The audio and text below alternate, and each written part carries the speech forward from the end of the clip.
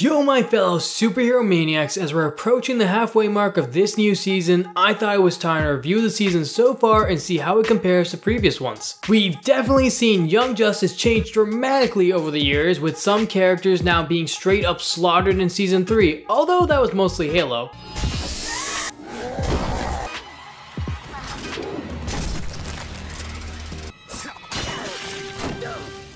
So it'll be exciting to review what's new this year. Now let's talk about the good, the bad, the ugly. Let's get started.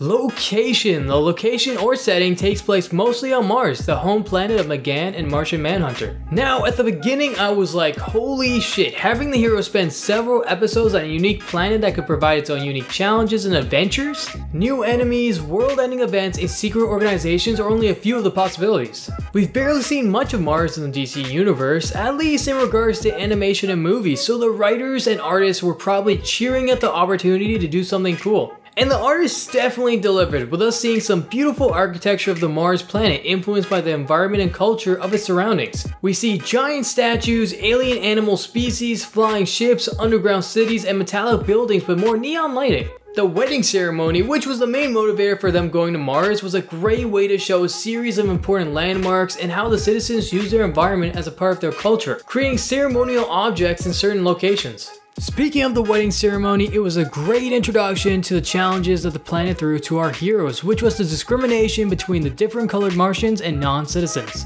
This finally gave us a chance to experience the life that Miss Martian went through, explaining the trauma and issues she showed in earlier seasons about her appearance. Although we can all agree that the more interesting conflict was involving the Legion of Superheroes secretly protecting the team from an unknown threat but also staying covert. Now, this is all good, but what was the bad about the locations and challenges so far? Well, firstly, although Mars is totally awesome, it dramatically reduced the amount of characters on screen, which I believe was a strength in Young Justice. So, if you weren't a huge fan of Superboy and Miss Martian, you may have gotten a bit bored of their constant screen time. In regards to the challenges, although the secret enemy was totally cool, the discrimination plotline was pretty much already done in season 3 with the meta teens. Although the Martian discrimination is on a whole nother level, giving the feeling that a civil war could occur at any second. Finally, the few Earth episodes haven't taken place anywhere interesting, with the same locations being shown from previous seasons. The issues regarding Artemis was not that interesting to me at least, and the storyline regarding Zatanna isn't much better, although they do introduce some cool new enemies potential. It just feels like they're throwing little challenges all over the place instead of being connected like previous seasons. Now, the roster of characters is getting pretty big at this point, with some being obviously better than others. So far, the show has mainly focused on the main cast such as Superboy, Miss Martian, Beast Boy, Artemis, and Zatanna. All of these characters are definitely heavy hitters, so the audience will likely have someone they like. However, the bad thing is that they're all experiencing their own storylines, so you may have some episodes with no screen time of the characters you want to see. This season also introduces us to some new characters such as Zatanna's students, one of which is connected to one of the biggest heroes in the show, Shazam.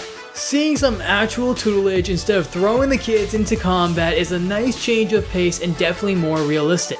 In regards to Artemis, we get introduced to an escapee of the League of Shadows who seemed kind of bland in my opinion. We also get to see the background of Orphan, one of Batman's teammates, being the one who crippled Batwoman and the daughter of one of the biggest villain figures of the show, giving the viewer an explanation of why she acts the way she does and her name, creating the potential of further conflicts being generated because of her.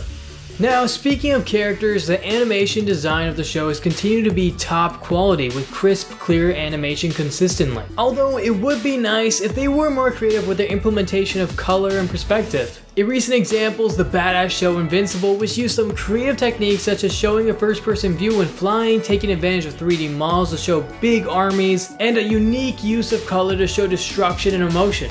Overall, my final verdict of the show is that it falls below the previous seasons. It may be introducing some new exciting locations and potential enemies, but the direction of the show just feels really scattered. In previous seasons, I enjoyed having the characters with an exact goal. In season 1, it was to prove that they're worth being full-fledged heroes. In season 2, it was dealing with the light in the Reach. In season 3, it was saving meta teens. Season 4 will likely be about the future, but that plotline hasn't started and it's already been 10 episodes. Hopefully the show turns it around, we get to see some more amazing scenes. That's it for this video. Make sure to subscribe, comment, and see you guys soon.